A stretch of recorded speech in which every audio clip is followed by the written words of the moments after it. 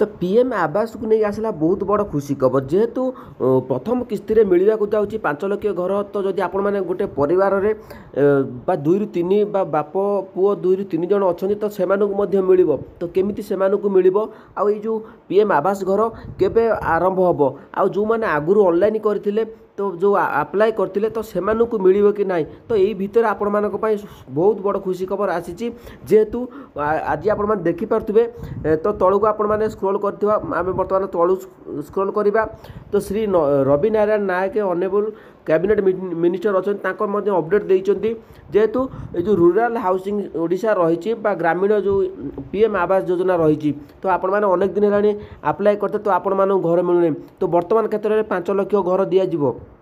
तो चलतु संपूर्ण अपडेट जानी नवा। तो गोटे घर जदि आपण मैंने 2 ରୁ 3 जन रोचन तो सेमानू केमिति मिलिबो आउ जो मैंने आगुरी ऑनलाइन करथिले बा अप्लाई करथिले तो सेमानू मिलिबो कि नहीं ए नहीं बहुत बड़ अपडेट आसी। तो तेबे चलतु जदि चैनल को नुआ आछन चैनल को सब्सक्राइब करंतु कारण सब बेले पंडा के वीडियो आपण मैंने सटीक इन्फॉर्मेशन पाइबे। आउ चलतु वीडियोटी आरंभ करबा। जदि चैनल को नुआ आछन चैनल को सब्सक्राइब करंतु जदि मो वीडियो आपण मानकु भलो लागुची तेबे मो चैनल को आपण मैंने सब्सक्राइब करंतु। चलतु वीडियोटी आरंभ करबा। तो ये देखिपारे पीएम आवास को नहीं बड़ खबर प्रथम किस्ती में मिल 5 लाख घर। तेज संपूर्ण वीडियो मुझे आपण कही जो अपडेट आपण मैंने जानवा निहाती दरकार। तेज कौन रही अपडेट जानी नियंतु। तो देखिपारे राज्यवासी खुशी खबर प्रधानमंत्री आवास योजना को नहीं पंचायत राज मंत्री बड़ बयान रखिंट।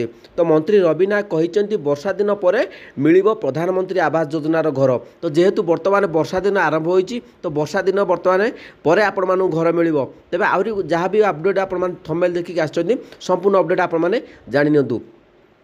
प्रथम किस्ती में 5 लाख घर राज्य को आसब ये नहीं चिठा प्राय प्रस्तुत हो सारी घरे देखो ये लिखाई घरे बापा और 2 पुओ थिले जदि से अलग रोते घर देवा सरकार योजना कर। तो बहुत बड़ा खुशी खबर जेहेतु वर्तमान समय गोटे परिवार 2 ରୁ 3 जन लेखा रोचंती तो से मिलवा जाऊँगी। तो सूचना अनुसार भारतीय जनता पार्टी संकल्प पत्र में 15 लाख प्रधानमंत्री आवास योजना जोगाई देवा उल्लेख करते। तो ओडिशार एससीसी तालिकार 1,20,000 रही मंत्री कहते केंद्र तरफ तो प्रथम किस्ती में राज्य को 5 लाख घर मिली आगामी दिन में यही घर को योग्य हिताधिकारी को दिज्व। तो एबे किछि लोक वीडियो को मध्य दरखास्त देइछन्ति आउ किछि लोक ऑनलाइन रे आवेदन करिसेंति ताकू संकलन चली जदि यह 15 लाख रु अधिक हुए तेबे केंद्र सरकार को जणाई दिया जिवो बोली मंत्री सूचना देइछन्ति रवि नायक। तो देखो आपण मैंने जो मैंने अप्लाई करते तो से जो विभिन्न जनशुणी पोर्टाल आपण मैंने अप्लाई अभियोग कर जो आपण मैंने रही देखिपारे जदि किसी ऑनलाइन रे आवेदन कर संकलन चली वीडियो को मध्य आपण दरखास्त आप्लिकेसन देइछन्ति आपण मानु घर मिलूने बा घर करने।